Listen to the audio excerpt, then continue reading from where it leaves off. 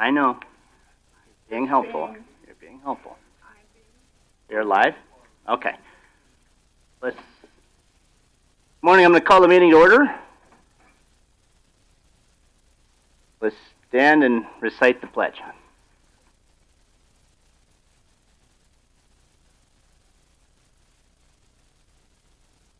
I pledge allegiance to the flag of the United States of America, to the republic for which it stands, one nation, God, indivisible, with liberty.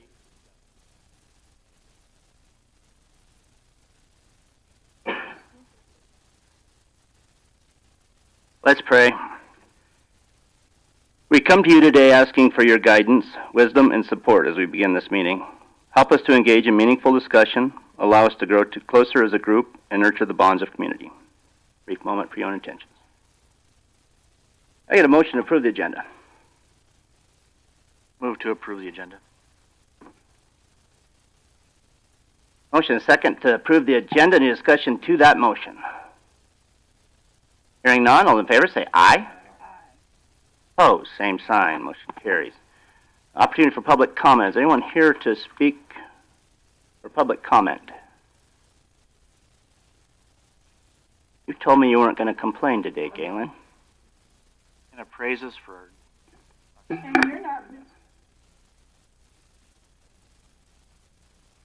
Good to see you, Galen. So the commission is Please. aware Mr. Niederwerder actually brought donuts for the commission today. Mr. Niederwerder brings donuts quite often. We appreciate that. Every time he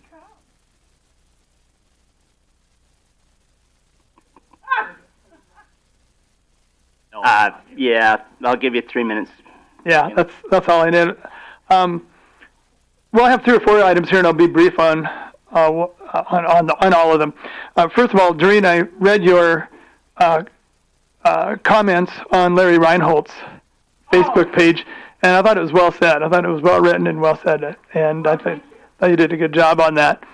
The next thing I was going to ask or talk about is the legislature just passed the property tax bill, allowing counties the option of passing a half-cent sales tax to reduce property taxes. And I'm just wondering, and you probably haven't had a chance to really look at it, but is that going to be something that is possible here in Meade County? Do we have the retail base to allow that to offset the property taxes that the county collects, or is that...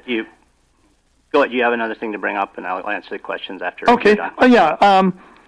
The only other thing is that, we got our tax bill here lately, and I saw the mill levy is 3.367. I think for the county, I think that is the commission doing a good job of keeping spending down. That mill levy, even with the increased assessments, has not increased, and I think that is, the commission doing the best they can to keep the taxes down here. And the only other thing I was wondering is if there is any update on New Underwood Road, what the plans are for this summer or this spring to fix that. I don't know if you've been out there lately, but some of it isn't too bad. The south part and the north part isn't too bad. They did a good job the last time they bladed that, but the middle part of it is just really bad. I was pulling my pickup and trailer yesterday there, my flatbed, and I was down to 15 miles an hour in some places. It's so rough there. Right by my driveway, as a matter of fact. So I was just wondering if there's any update on that, or what the short-term, intermediate-term, and long-term plans are yet.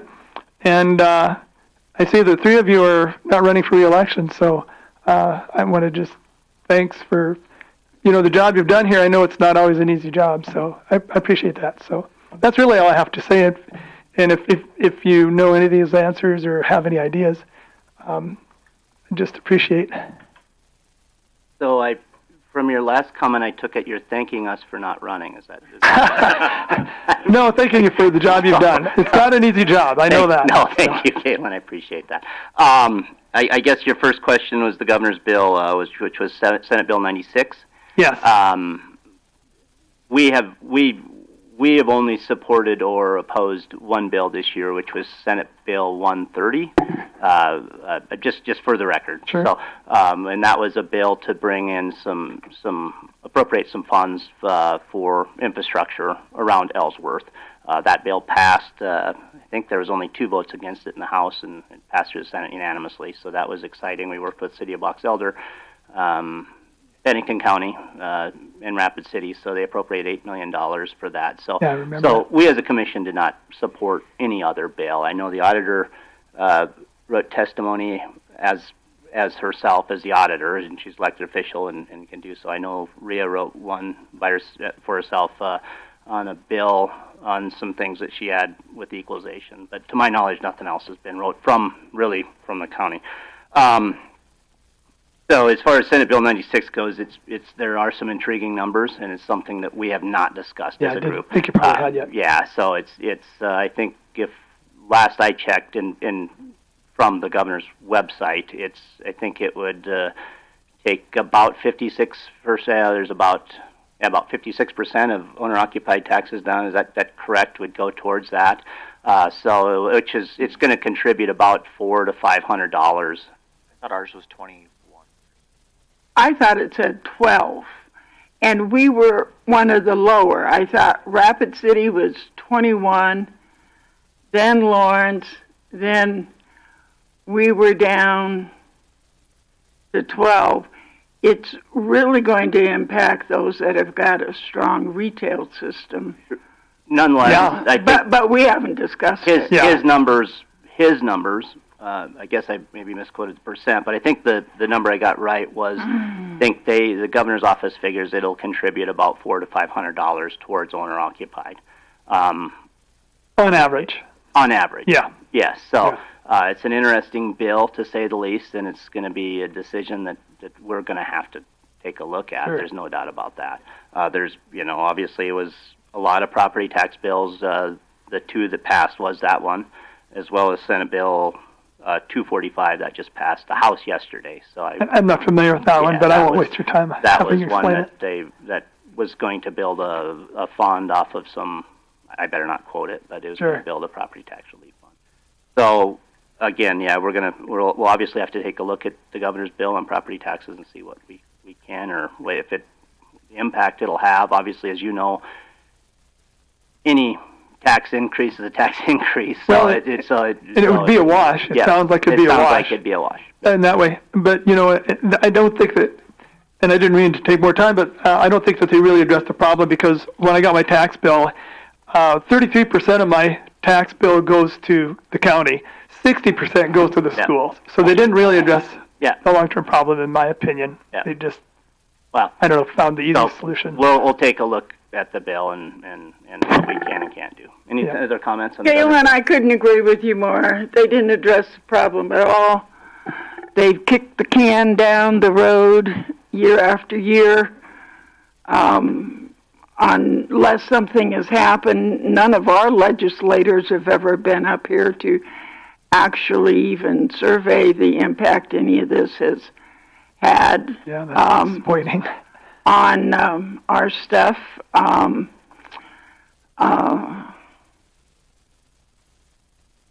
And if it reduces $400, $500 on mine, that would be around a 9 to 10% reduction.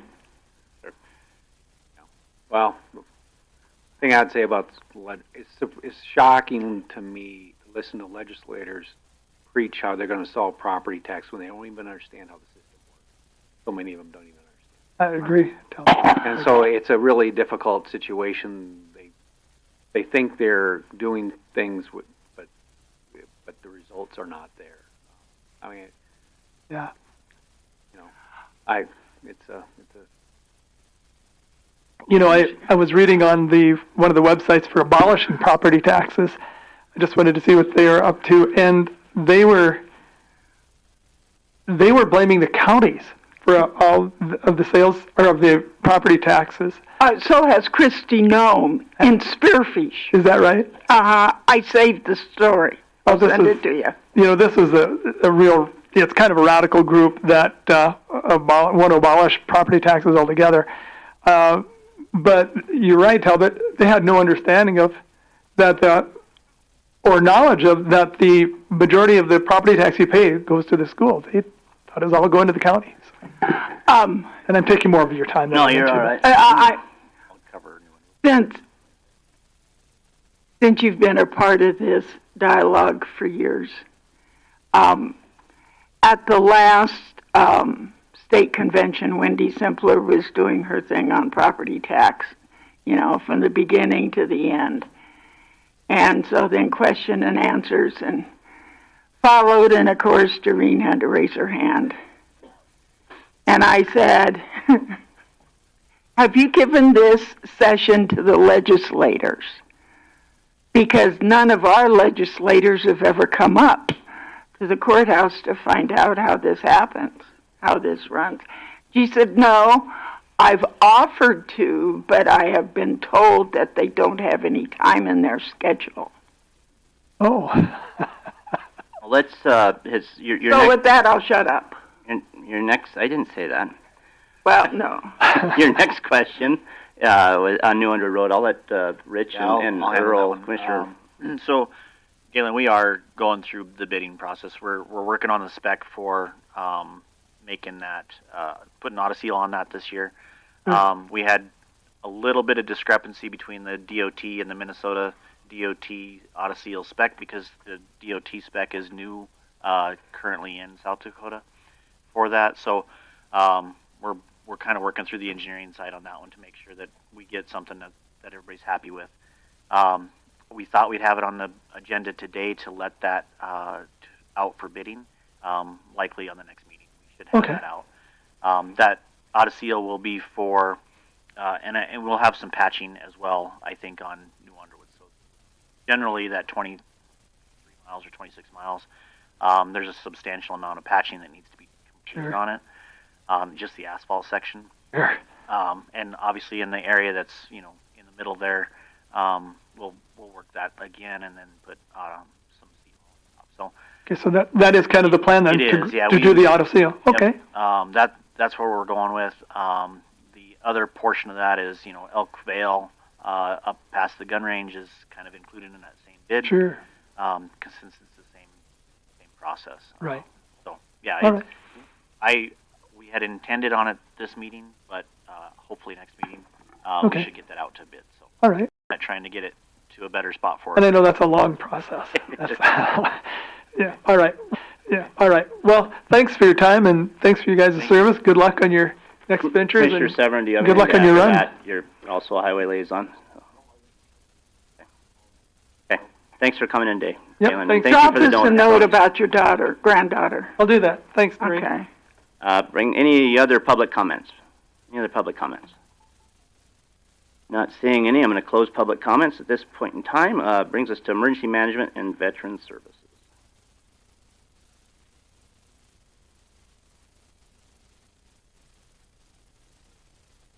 Good morning, Commissioners. Sean Henderson, Meade County Veteran Services and Emergency Management. All right, I'll make this brief and short. I know everybody's busy. Okay, on the emergency management side, tomorrow we're actually going to do our annual, this will be our second year in a row, wireless emergency alerting testing. To remind everybody in the public, we are going to force a message to people's cell phones, iPhones and Androids, tablets, and it'll be at 1:30 local time tomorrow. And also, this is a multi-county endeavor. Pennington County, Fall River, Custer, and Meade County this year again.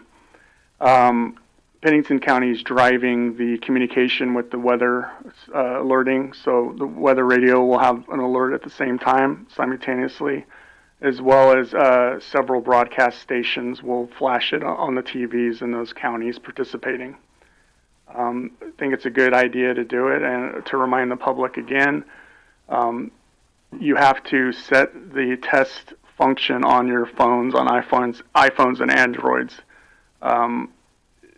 Real-world emergencies, such as Amber Alerts, will be forced. They're by default enabled on everybody's phones, but the government testing function has to be actually set. So you will not receive the test if you do not set the setting to accept the test. Is there any questions, Commissioners? Just so you can't participate in the test and form to send in because it's a track where they're coming from, right? Testing process. Well, that's a great point. So we are, all the counties that are participating together, there is a survey at the end, and that's really the only indication that people receive the test. Last year we compiled the numbers and monitor it throughout the day, and we're just hoping to exceed that number from last year is the goal. I know it worked because I had, I think it was well over 100 people did the survey spread throughout the county. There is bleed over because it's based on cell technology, and the footprint doesn't end at the county border, this invisible line, so there will be bleed over. But I guess, does that answer your question? Yeah, and just so that I guess kind of the main thing is that we are asking the public to participate in the survey at the end. It's an easy thing to go and add this to your phone to do the survey to get the test notifications, but any real notifications will come through regardless. Oh yeah, yes, absolutely. All the real world emergency alerts, such as Amber alerts, and people have been notified by the Weather Service, National Weather Service, if there's extreme weather. That's all by default. Everybody would receive that. So if I send an alert right now, everybody in this room would get the alert, and of course the whole county. But this is just strictly a test function. Just so everybody's aware. Just so everybody's aware, and we're testing. We're keeping up with our capabilities as the county because we have that service that we do that we pay for, and it's actually relatively inexpensive compared to competitors. And it worked great last year, and it's something I internally test every month as a routine to keep it alive, because the company recommends that we test it every month. But kind of another piece of this whole thing is, Sean, I think you've done a great job on this, but this month we did discontinue the sirens. Is that correct? So, 1st of May, yes. So, yeah, as that comes up, this is an important piece that we make sure that we're on top of, but you're on top of it, and public support is always, or participation is key. Yeah, I just think it's a great technology. Most people have phones, or they're in the vicinity of somebody that has one, where they will definitely get the message out if we have any type of disaster or anything that we have to mass notify the public legally. Right? Can't say there's a fair going on Friday or anything like that. We have to make sure we use it responsibly. Okay, moving on to the Homeland Security grants that we submit every year for emergency services, typically law enforcement, fire. The school district has participated as well, concentrating on anti-terrorism is the focus of the grant. Just to update you, we submitted it last year for Black Hawk Volunteer Fire Department. We, as the county, did, and multiple entities did. I think Meade County Sheriff's Department and some of the ambulance services did in Meade County, as well as our neighboring and sister counties. So based on multiple factors, government shutdown, DOJ, change of administration policies, that grant is not dead per se, the 2025 grant. It's still alive, and we're waiting for the federal government and the state government to essentially release the funding. So it hasn't been, reversed or anything. It's just hanging out, waiting. The drive is to, and the instructions are to move on with the 2026 grant, which that window is open currently, and the deadline to submit grants is March 20th. I'm working with Black Hawk Fire Department again for this year, and I'm waiting on a quote, and I anticipate we'll have this submitted by the 20th. And then to remind you, somewhere in April, the counties will meet up, the emergency management and a law enforcement representative, to quote unquote fight over funding. No, it's very cordial, but we prioritize. It's a prioritization. Geez, that was a hard word this morning. Meeting to prioritize what projects are more important than others within the counties and sister counties. Any questions on that? Oh, okay. And then we met end of the month. We had our quarterly local emergency planning committee meeting. Met with the Firefighters Association. Gary's attended one of those before, and it was pretty typical. A lot of concern about obviously fuels and moisture. Knock on wood, we get the right amount before summer. Not too much, but not too little, right?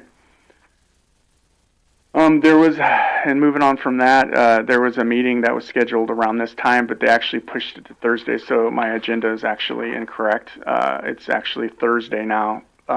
They invited Sheriff's Department and Emergency Management and a couple other entities to talk about variable speed limits on Interstate 90. I'm not really sure. I'm going to listen in and answer any questions they may have for me.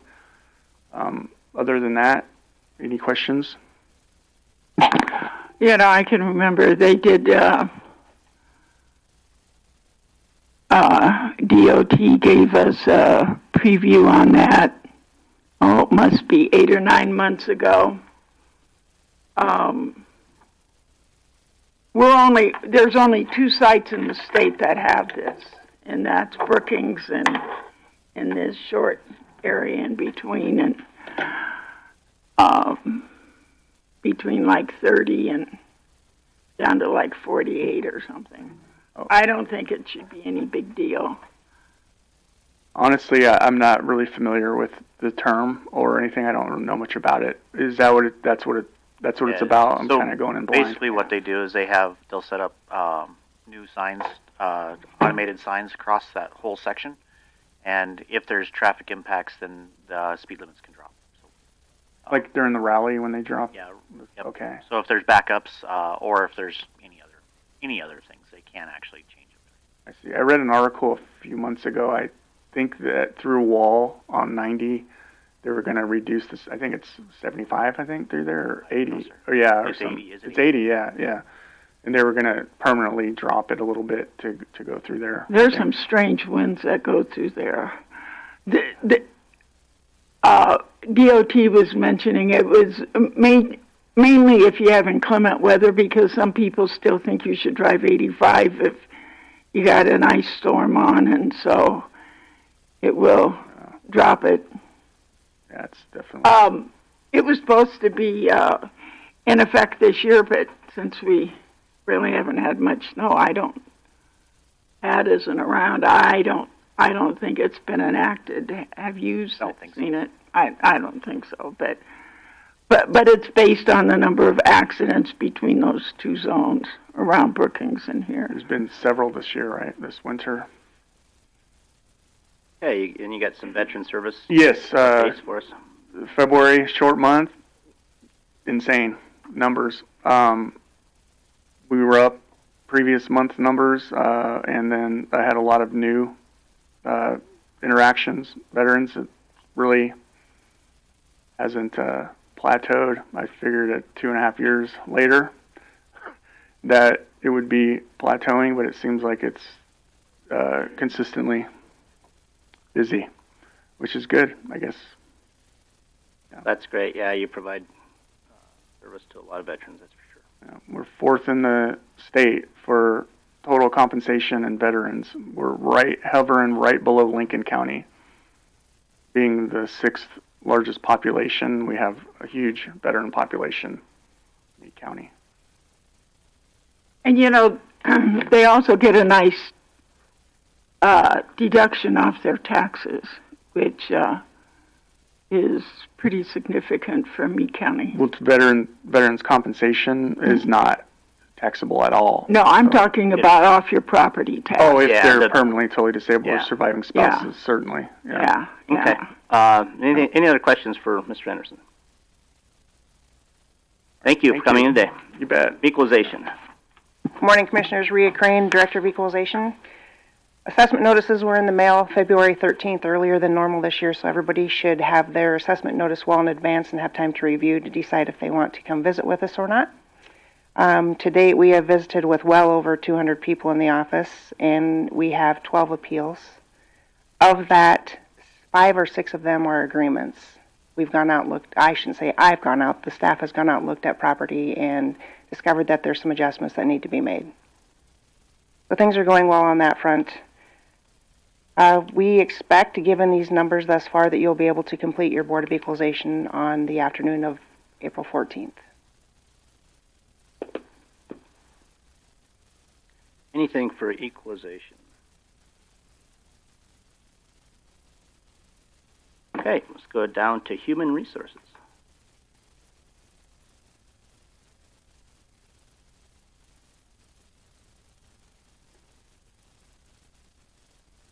Good morning, Commissioners. Deborah Bransrud, Meade County Human Resource Director. The February report was posted. We've had several interviews yesterday for Highway, and we also had a great applicant for our Deputy State's Attorney position that's been open. Michelle will chat more with you on that, perhaps. And then just one other update is that on the report where it says a pending offer on the CO position, that position actually is now, the person started yesterday. So we just have 2 openings there with that person passing their conditional job offer.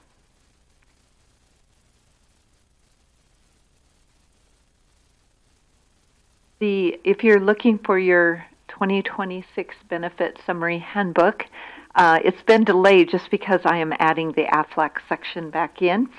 The contract hasn't been signed, but AFLAC will be available for all new hires this year, beginning April 1st. And that will include any March hires as well. Other than that, you'll be getting it sent out to you in a soft copy form. Anything for me? Any questions? Like you're busy. Yes, it's been. Okay, thank you. Hey, thank you for coming in. IT department.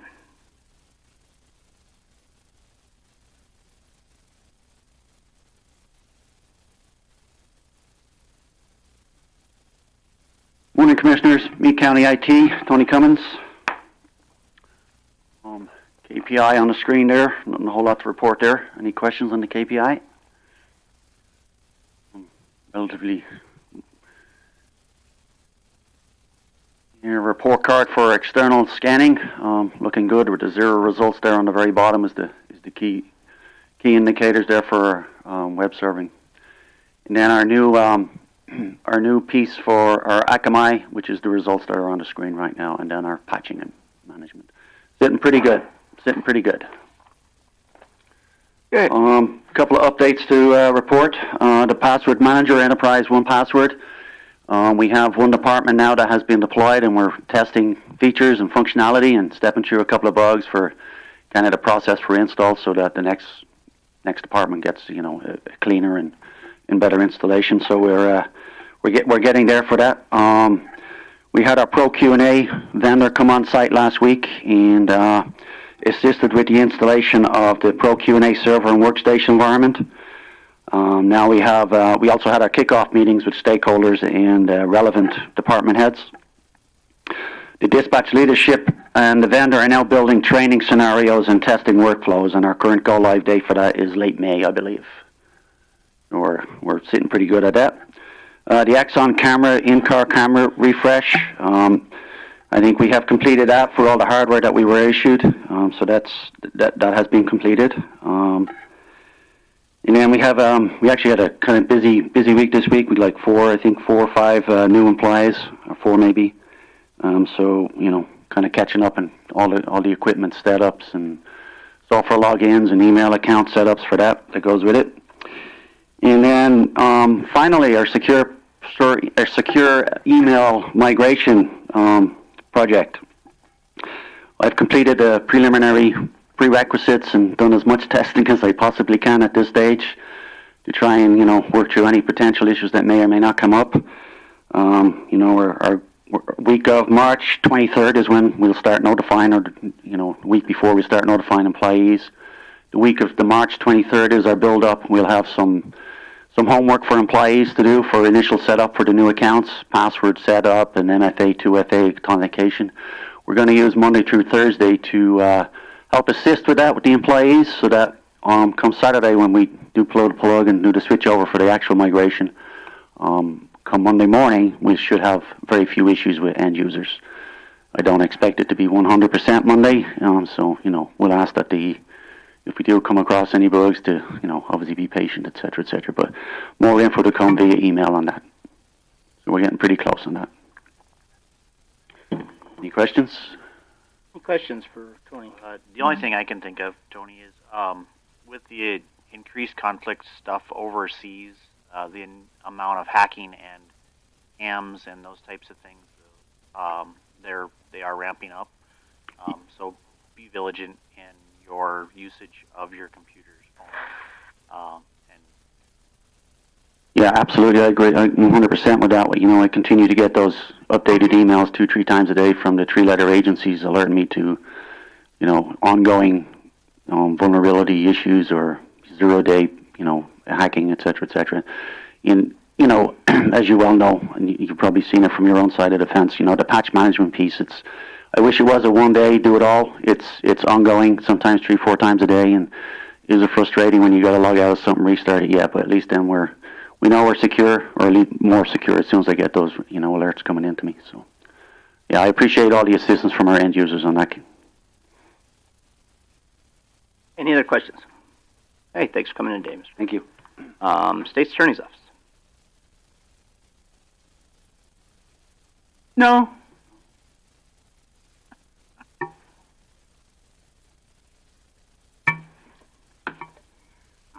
So then I close Glad to see you're getting along. Good. And then... So. Your mic on. Okay, Michelle Bordewick from the Meade County State's Attorney's Office. I asked to come in front of the commissioners today because I'd like to discuss with you hiring an intern for the summer. I've included some numbers regarding the growth that our office has seen. I believe that an intern would help us, especially with the misdemeanors, if we can. I'm hoping to have that Deputy State's Attorney position filled before the summer begins, and I can talk about that at the end. But you can see the significant growth we've had over the years, especially in the misdemeanor department. So my goal would be if we could have 2 individuals working through those files, and then we can work on clearing them. So when we go into the rally and get about 1/3 of our caseload during those 10 days, when the rally is over and the intern has to leave, whoever is in that Deputy State's Attorney position has a more manageable caseload going into the fall.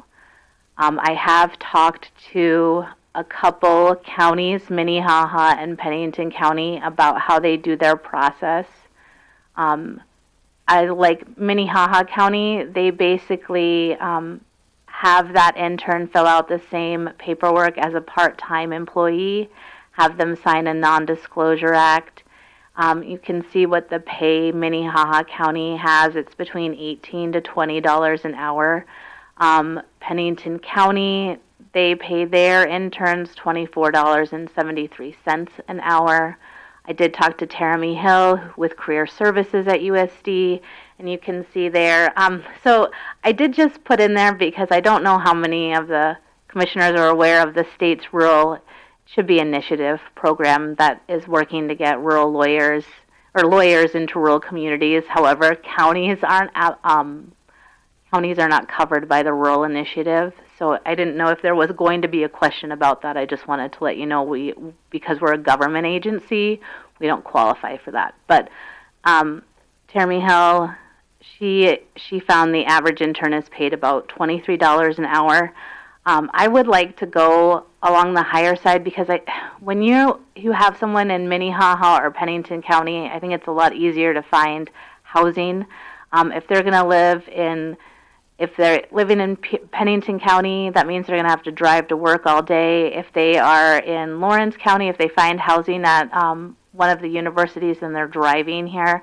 So I know it's a little bit more. It's more than what the average is, but I wanted to start looking in that $28 to $30 range, because we don't know what the housing situation is going to be. We don't know what gas is going to be. And then the other thing is if we would like to use this as a recruiting tool, then we would like to recruit the best candidates, so they can go back and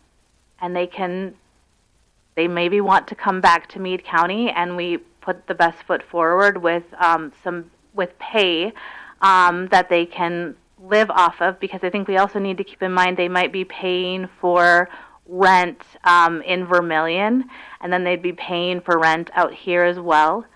If they have a positive experience here, then they're going to go back and they're going to tell their classmates that they had interned at Meade County about the experience they had, about the pay they received, and I believe we could get better candidates with that higher pay.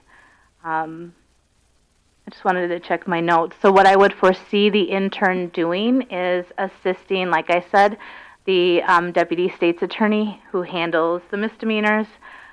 We would also be having them research evidentiary matters that come before us. We'd have them assist with grand jury. We'd like to see them going to magistrate court on their own once they feel that they're in a good position to do that, handling, these trials that are important but can take up time, like speeding tickets, careless driving, those sorts of things. So the deputy state's attorney can be working on other cases instead of working on these smaller things, speeding ticket trials, and so forth. So that's my presentation, and so I would answer questions. Commissioner Wyzorek, do you have anything to add as liaison of the department? A couple things. The other thing that why counties aren't eligible for the Rural Initiative Program, they did change the state bar requirements where you can forego the state bar exam if you work for a governmental entity. So that's a recruiting tool. That's going to be, it's not directly related to this, but building that relationship with interns helps. It's been my experience with interns; they can help a little bit. They're not a relief. It's a balance between getting a little bit of help and potentially acting as a recruitment tool. I think having an intern makes sense.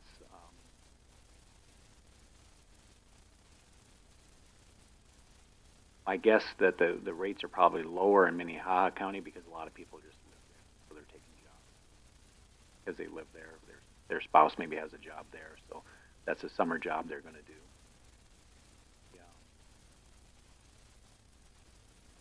So I think the rate should probably be about 25 for a 2L, just over what Pennington does.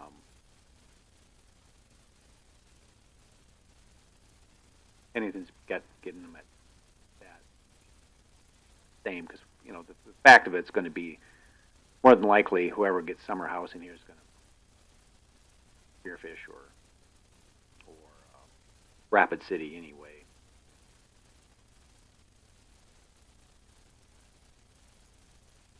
I think it's a positive.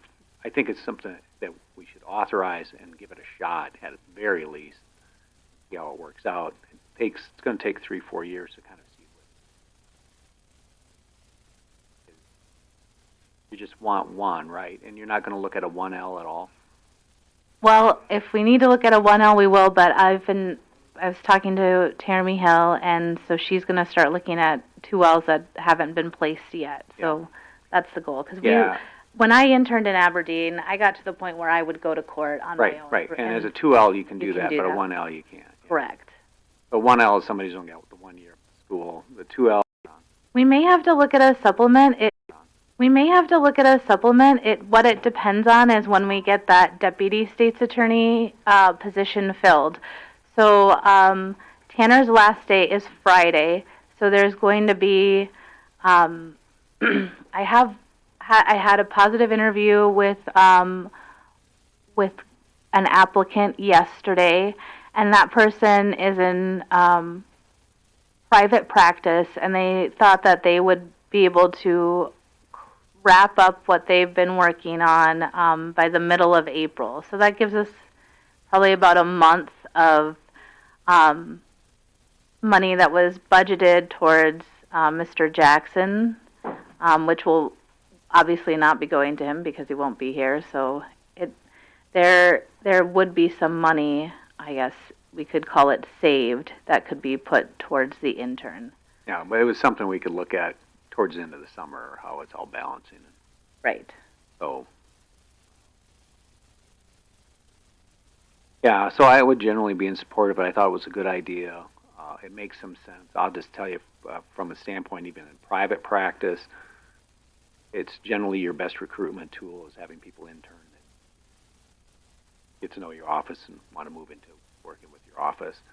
It's really, really difficult to attract law graduates to this area. Everybody's having an issue with it. So anything we can do to pipeline probably makes some sense. Plus to give you some relief on the summer stuff. The hardest thing you might have is law school tends to start before the rally's over, so probably the time that you're best, as a 2L, you'd love to be here to watch all the action. That's right. So that's my thoughts on it. I would generally support. Let's go back to this question of 1L. I mean, are you going to think about a 1? Because do you want?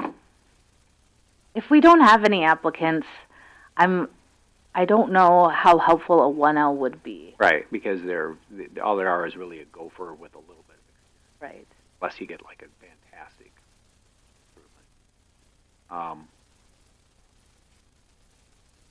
So were you thinking about splitting it? If it's a 2L, they'd be paid this amount? Well, I think a 1L, you certainly would probably pay in that 18 if it was somebody you thought, and generally what I would expect if you're going to get a 1, somebody who lives on Black Hills. Right.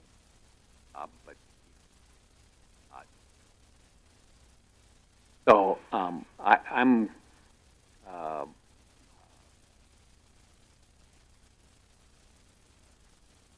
supportive of it. I'm supportive of 2L being 25 and a 1L being 18. If you get the right candidate, it's not a position I would generally fill unless you got a right candidate. It's got to be somebody who's maybe got a criminal justice background or some type of background that gives them a Right. Good idea. Are there any other questions or comments? So, Talbot, you said it would typically end around the rally time. So, I mean, we're only talking a few hundred hours of time. Yeah. So generally you're looking mid to third week of May was the earliest they could start. It depends on what law school they come from. Because some law schools start a little later, but most law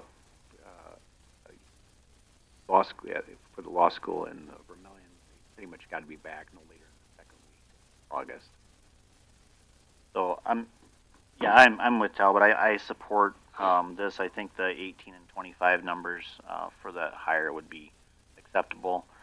You probably will have generally an offset in cost based on the hours that are available for the intern. So and the timing of Tanner. I think it's probably going to be pretty close. Any other questions, comments?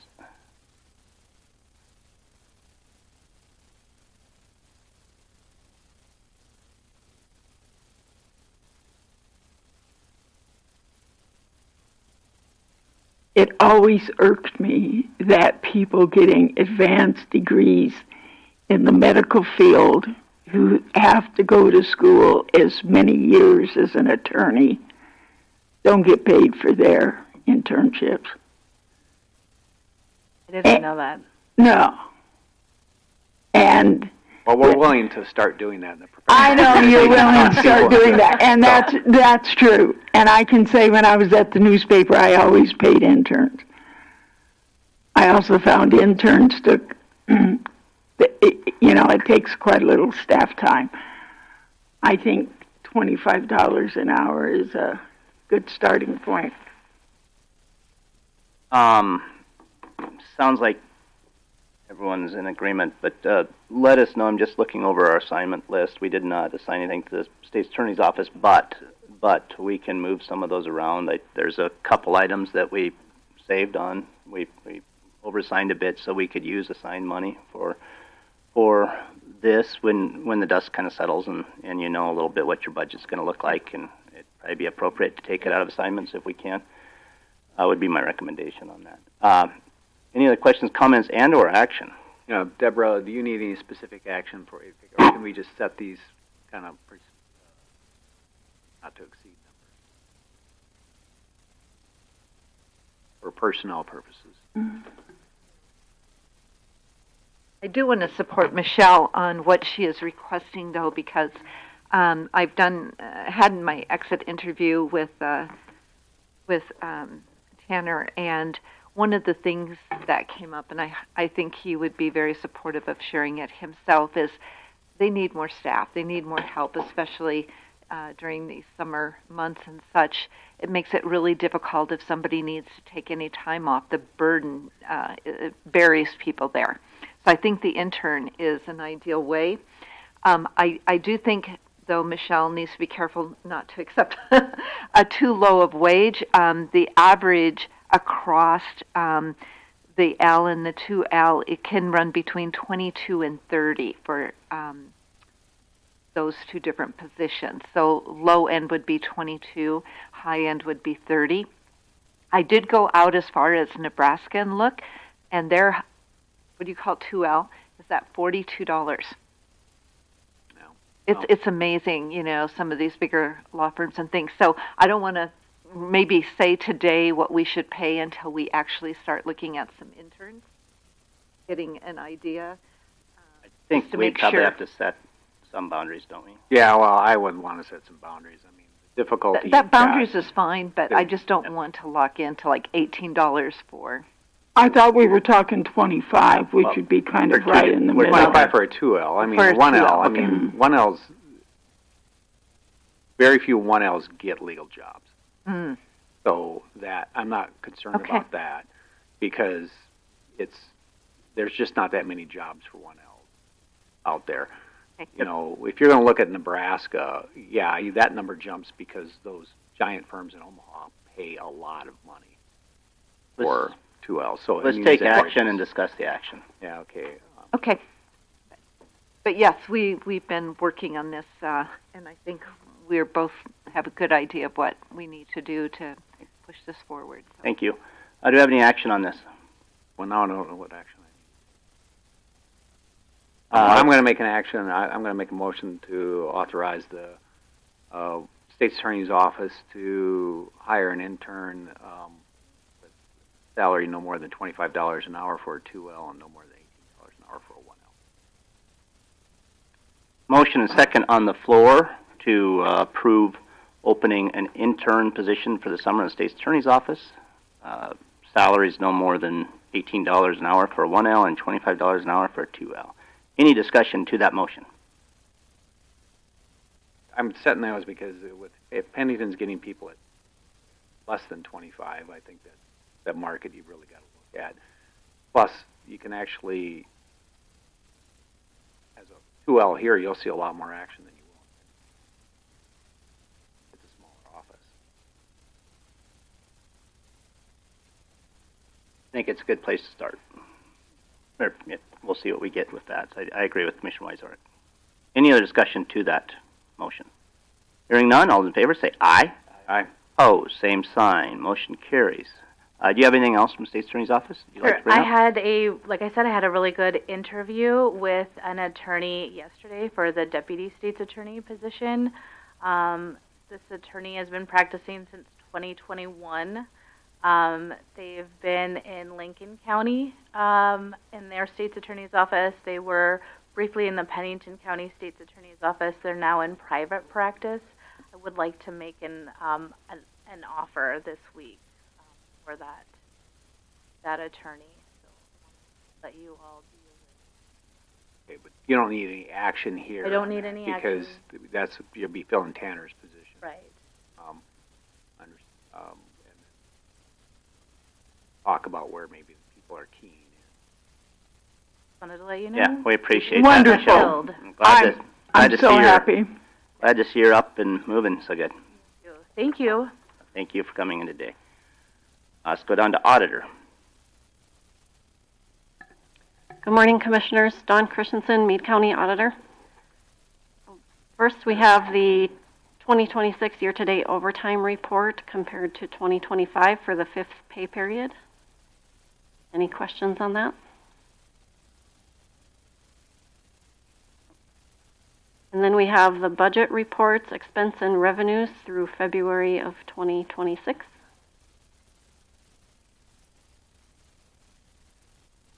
And then we have the annual report that was submitted to our state auditor. The published report is the first document, which is an overview of the revenues and expenses. It shows the change in the fund balances and the total ending fund balances. We have two major funds, the general fund and the road and bridge fund, and then the other funds are combined under the other governmental funds. Any questions for the auditor? Not, let's move down to highway.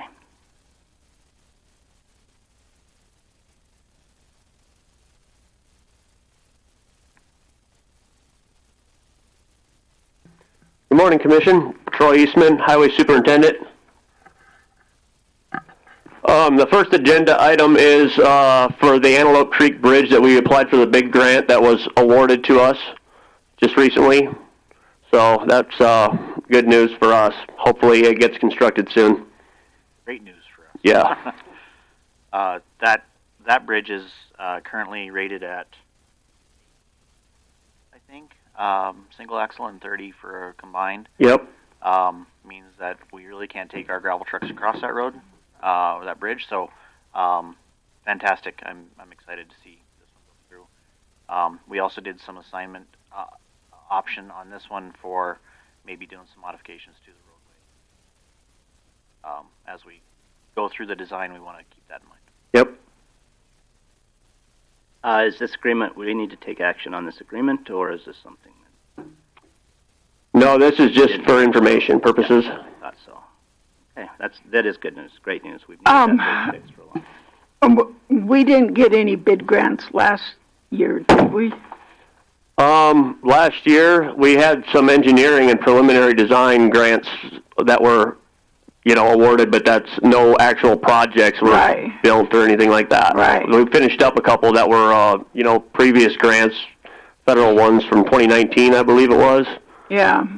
So we did get a couple of those finished up on Whitetail and Pine Creek. It's kind of up by Opal and Marcus area.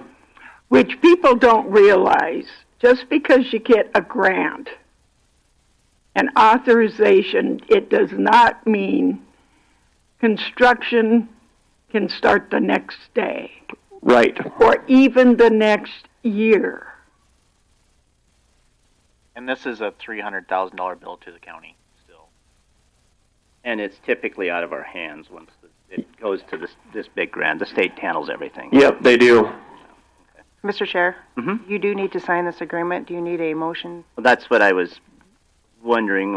I see it needs to be signed by the 28th, but there's probably a action to have the chair sign would be appropriate. Okay. I'll make a motion to have the chair sign the agreement. Second. Motion is second on the floor. I'll give Earl the second to approve and have the chairman sign this agreement. Any discussion to that motion? Hearing none, all in favor say aye. Aye. Yeah. Opposed, same sign. Motion carries. I think we covered the traffic count. Any questions on Or is there any questions on the traffic count? Sorry. No report. Yeah, this is for December 2025, and we also attached 2024 just for comparison. They're very similar as far as the amount we spent in December. Sorry, I do have a question on Galaxy, please. Oh, you bet. Go. Max speed was 73. Yeah, I noticed that. That's not a very long or great road to be going 70 mile an hour, but No, that's over the top of a hill. yeah. The road's in pretty tough shape too. Mm-hmm. The one thing about that Galaxy too is had off and on interest in developing up on the end of Galaxy. And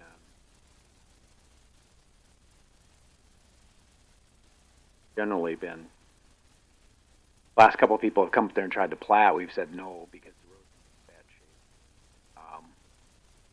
So everybody's aware of that. Probably comes a time where given the amount of area. Rapid, but tough road because drainage through there and everything else. And the bridge, that's so at a skew and very narrow. So, but just so the commission knows, generally we've not been allowing subdivision in that area because the access is. Any other questions on the traffic count? No, you're fine. I rushed you there. Snow report. Yeah, like I said, this is for December of 25, and we put the 24 totals up there as well, and they're very similar as far as what we spent within the county.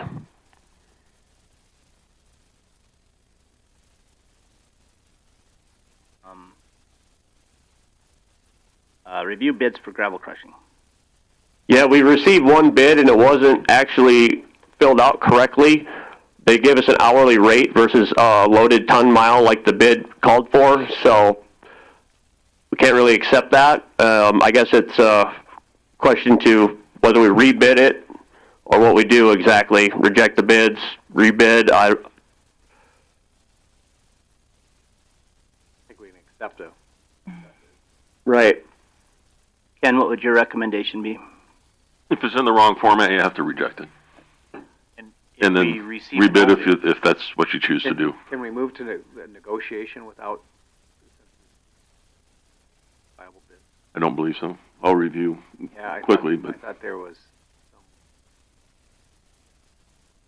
So let's handle the bid now, and then let's take possibly next meeting between you and Ken can figure out, and your liaisons can figure out what we should do for the next steps. If you want to do your two scheduled items, I can review during that period of time and come back to this item. Well, I think it might be best just to talk it over, and we got time. We have time. Review, So let's do our next meeting. Come back with a plan. Make a motion to reject the bid that was submitted.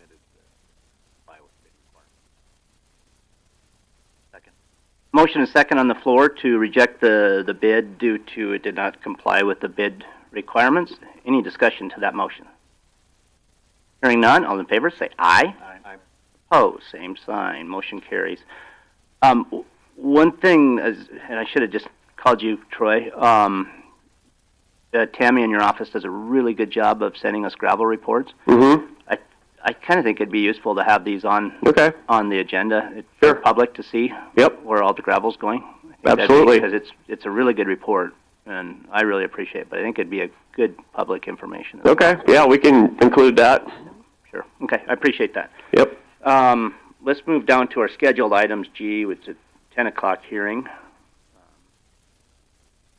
First, we have G1, which is a hearing for a budget supplement for the Sheriff's Office.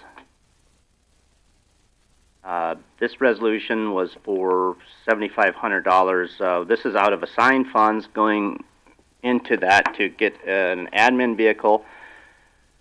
I believe, I was hoping Sheriff West would be here, but I believe Commissioner Creed, he found one for, I think it was just over $4,000, wasn't it? Mm-hmm. So we could probably move this amount down to $5,000. Mm-hmm.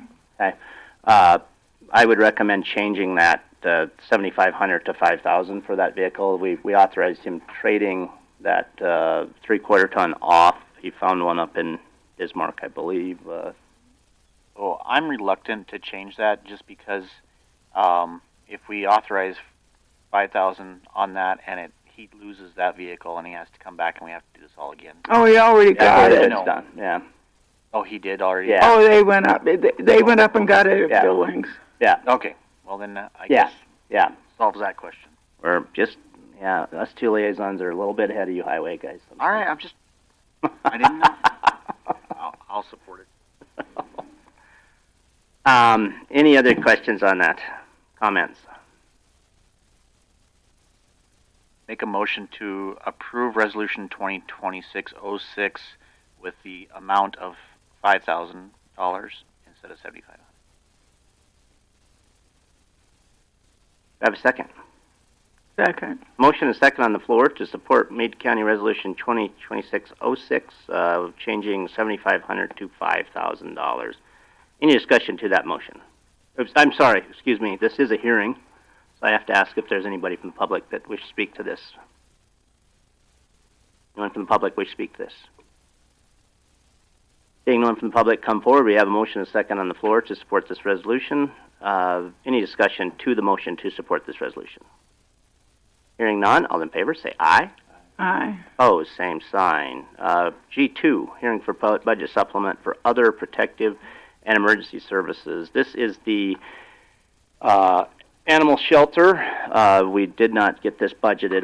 The resolution is to take it out of assigned funds that was going toward that admin vehicle and to put it towards this within the budget. So, any other discussion, any other questions on this?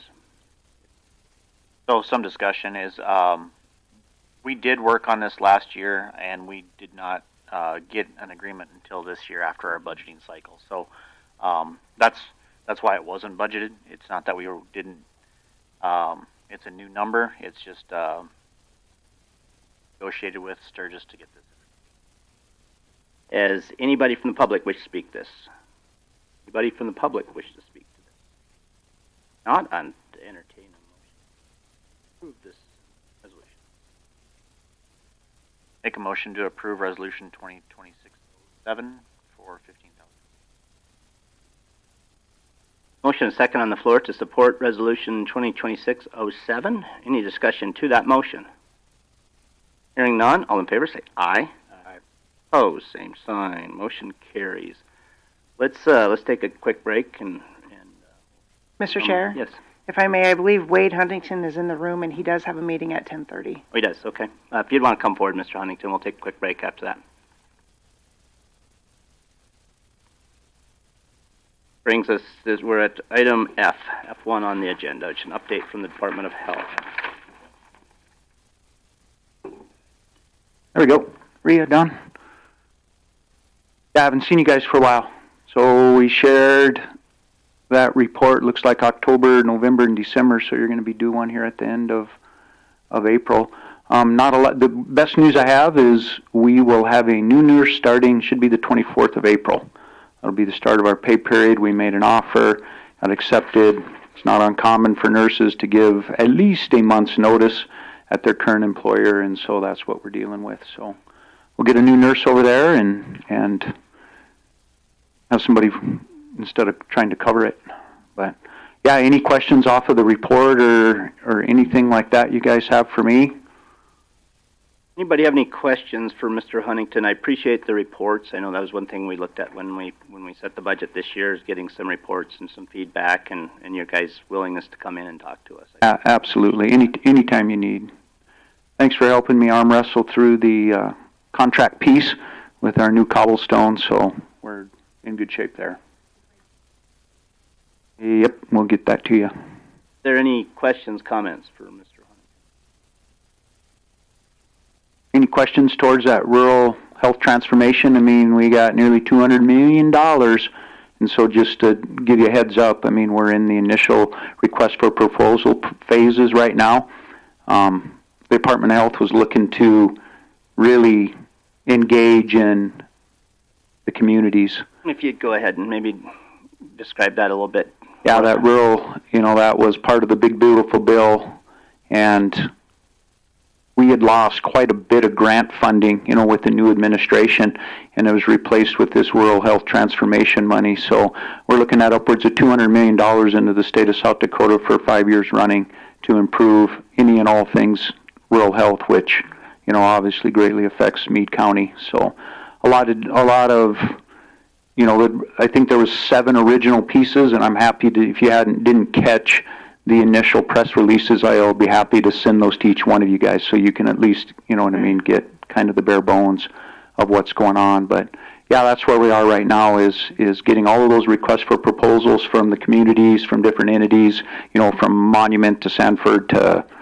Avera, all of those folks, plus the Department of Social Services, everybody involved to improve rural health, emergency, EMT care, ambulance services, all of that. So if you guys would like me to forward that stuff to you, I was going to suggest, if you want to send it to Rhea, she could probably get it out to all of us. And it might be something that you could include in the communique next time as well. I think that'd be some good. So then this more than makes up for what was originally cut and just rearranged and sent out in a different format for different projects. Is that correct? Yes. From what I see, there's quite a few more guardrails. We're used for to protection. Where that so much of that money that that we had lost was COVID funding. And I just say that quote unquote. So there wasn't a lot of guardrails on it. There wasn't a lot of performance measures, those kinds of things. And with this particular round of funding and this considerable amount of money, there's some guardrails and there's performance measures to see that the people that are getting the money are doing what they say they're going to do in their proposals. And the plan is, or the hope is, to see some real progress. Well, I think that's good because if you watch the news, you can see that there's been an awful lot of fraud in particularly the medical equipment area. Right. And he had been. Yeah. Well, he had been the PA at the Deadwood Hospital. So let's take a quick break. Mm-hmm.